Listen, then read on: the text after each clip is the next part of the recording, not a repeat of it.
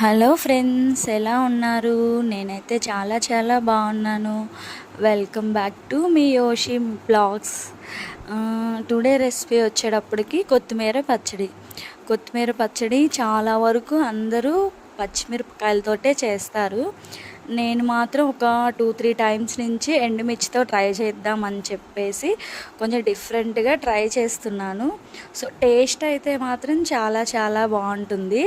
ఎందుకంటే ఫస్ట్లో చేసినప్పుడు మా ఇంట్లో వాళ్ళు కూడా పచ్చిమిర్చితో అయితే బాగుంటుంది, ఎండుమిర్చితో ఏం బాగుంటుంది అని అన్నారు. మా మమ్మీ అయితే అస్సలు తినదు కొత్తిమీర చట్నీ. మా డాడీ కానీ మా మమ్మీ కానీ ఎవరు తినదు. అలాంటిది నేను ఒకసారి చేసి చూపించాను మా మమ్మీ వాళ్ళ ఇంటికి వెళ్ళినప్పుడు. బాగుంది అని చెప్పేసి అప్పటి నుంచి వాళ్ళు కూడా తింటున్నారనమాట. లేకపోతే మా మమ్మీ వాళ్ళు అసలు కొత్తిమీర లైక్ చేయరు, చాలా చాలా తక్కువ, చాలా అంటే చాలా తక్కువ, అసలు యూస్ చేయదనమాట కొత్తిమీర వచ్చేటప్పటికి.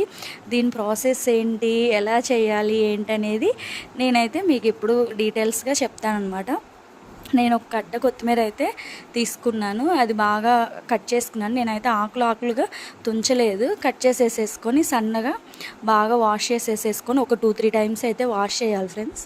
ఎందుకంటే వాష్ చేయకపోతే మనకి ఇసుక అనేది వస్తుంది, ఇసుక తగిలితే మనకి బాగోదు కదా.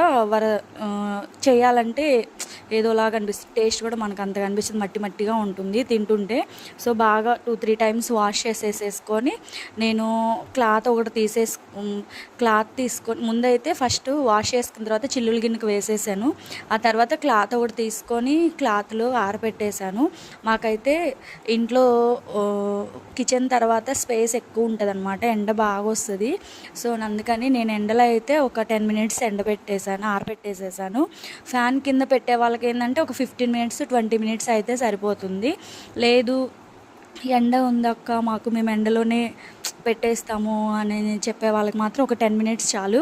అది కూడా ఇప్పుడు కొంచెం మనకి చల్లగా ఉంది కాబట్టి వెదర్ ఒక 10 మినిట్స్, లేదంటే మనకి సమ్మర్ అట్లా అనుకోండి ఒక 2-3 మినిట్స్కే మనకి బాగా ఆరిపోతుంది కొత్తిమీర అనేది.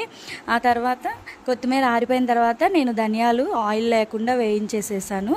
అవి కొంచెం వేగిన తర్వాత ఎండుమిర్చి కొంచెం ఆయిల్ వేసేసుకొని వేయించుకున్నాను. ఇవి రెండు కూడా ధనియాలు, ఈ ఎండుమిర్చి కూడా నేను బాగా మిక్సీ పట్టేసుకున్నాను మెత్తగా. తర్వాత ఈ కొత్తిమీర ఆరిపోయిన తర్వాత నేను లోపలికి తీసుకొచ్చుకొని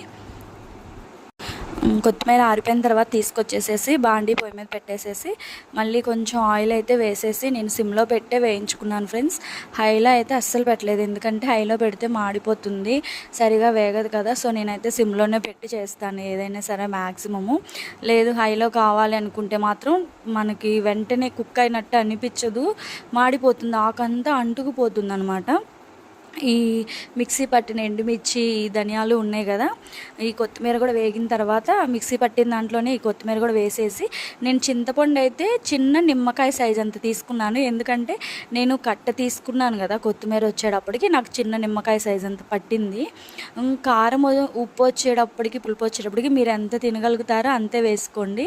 మేమైతే కొంచెం కారం అయితే కొంచెం స్పైసీగానే తింటాము, చింతపండు ఉప్పు కొంచెం మీడియము, కారం మాత్రం మేము ఎక్కువ తింటాం కాబట్టి నేను కారం అయితే కొంచెం ఎక్కువ యాడ్ చేసుకున్నాను. కారం అంటే ఎండుకారం అనుకుండేరు, ఎండుమిర్చి మాత్రమే నేను యూజ్ చేశాను ఫ్రెండ్స్. ఈ కొత్తిమీర, చింతపండు, ఉప్పు ఇవన్నీ మిక్సీ పట్టేసేసుకొని నేనైతే చన్నీళ్ళు అయితే యూస్ చేయలేదు ఫ్రెండ్స్, కొంచెం గోరువెచ్చటి వాటర్ కాగబెట్టేసుకొని మిక్సీలో వేసేసాను. పచ్చడి ఎందుకంటే గట్టిగా ఉంటే మనకి మెదగదు కదా, సో నేను కొంచెం అయితే వాటర్ యాడ్ చేసేసుకొని మిక్సీ పట్టేసుకున్నాను. మిక్సీ పట్టేసుకున్న తర్వాత పొయ్యి మీద బాండి పెట్టేసి మళ్ళీ నేను ఆల్రెడీ అదే బాండి పెట్టాను పోపుకైతే.